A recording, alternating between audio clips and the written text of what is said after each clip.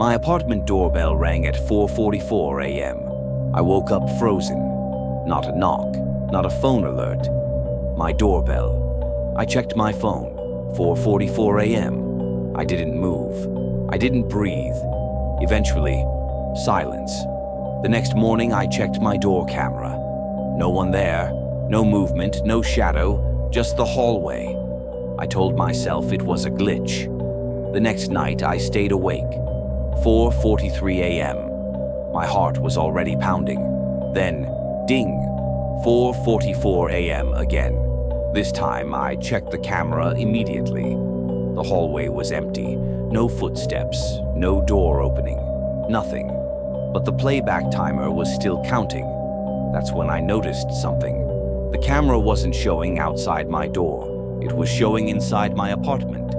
And the doorbell button was being pressed from my side.